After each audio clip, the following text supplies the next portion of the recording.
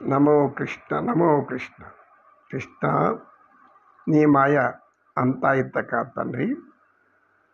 మాయామహుడు, మీ మాయ చేత కప్పబడి మేమందరం కూడా అజ్ఞానంలోకి వెళ్ళిపోతున్నాం.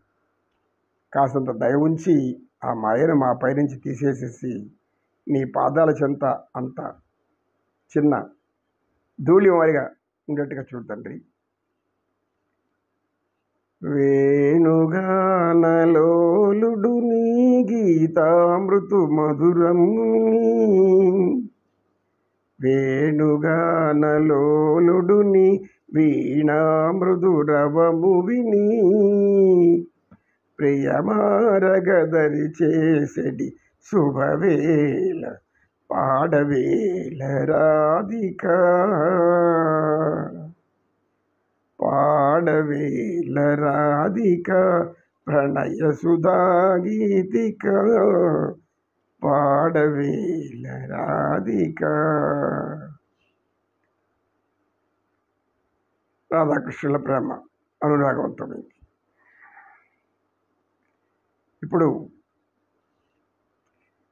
శ్రావణ భూతిని లాక్కొని వచ్చారు. గురువుగారు, ఈ భూతి నా పేరు కూడా చెడగొడుతున్నాడు, మీ పేరు కూడా చెడగొడతాడు. మళ్ళీ ఏం చేశాడు నాయన అన్నది తెలియదు.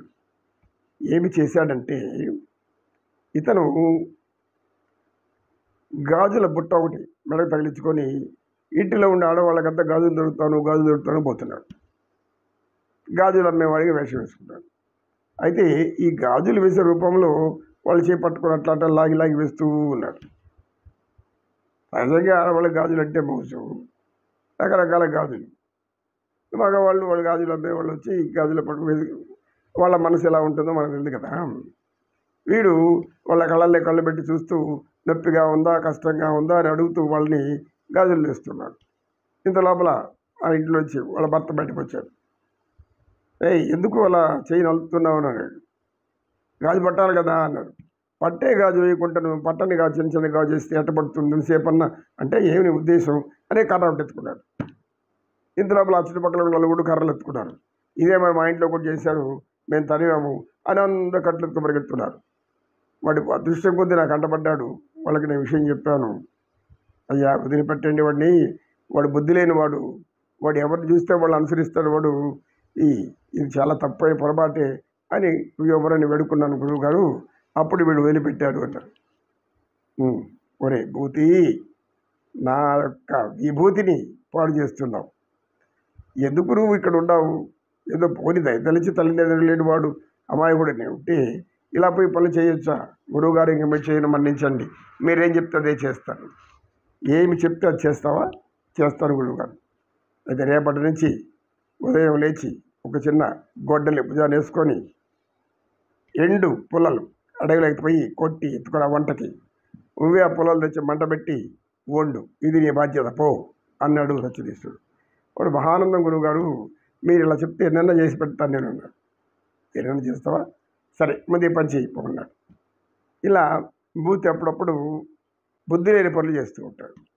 బుద్ధి లేని పనులు చేసి తలడ్డాలు పెట్టుకొని తగాదాలు తెచ్చుకుంటూ ఉంటాడు. ఎవరో ఇంటి మీద రాయేసి వీపు అడ్డం పెట్టారంట. ఇంటి పైన రాయేసి అప్పుడు పూరి గుడిసెలు ఏదో రేకులు ఉండేవి. రాయి వేస్తే ఏమవుతుంది, అది మళ్ళీ వచ్చి కింద పడుతుంది. వీడు ఈ అడ్డం పెట్టాడు, వీపు ఎందుకు పడాలని. ఈ కింద పడిపోయే రాయిని ఈపు ఎందుకు అడ్డం పెట్టాలి? రాయికి దెబ్బ తగలకూడదట. రాయికి దెబ్బ తగలకూడదని ఈపు అడ్డం పెడితే నీ పగిలిపోయింది కదా. వెన్నెముక పొరపాటు వెన్నెముక ఇరిగిపోతే ఏం చేస్తావు? పైకి లేకుండా పడుకుంటావు.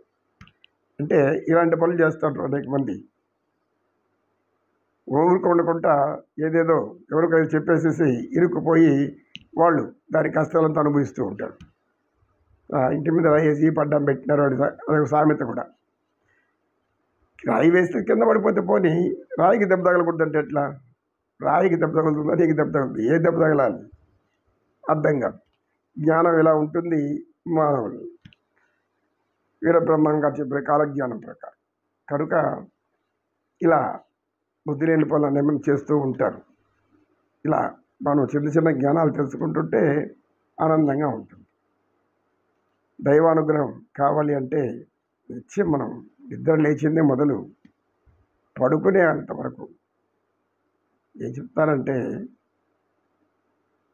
వ్యాస భగవాన్ల వారు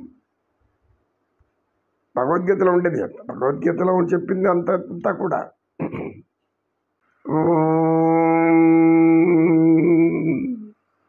అసతో మా సద్గమయ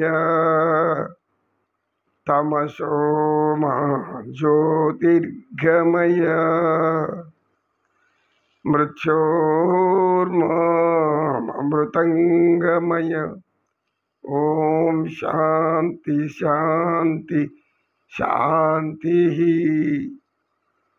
ఏతత్సర్వం శ్రీకృష్ణార్పణమస్తు. ఓం తత్సత్. కృష్ణం వందే జగద్గురుం.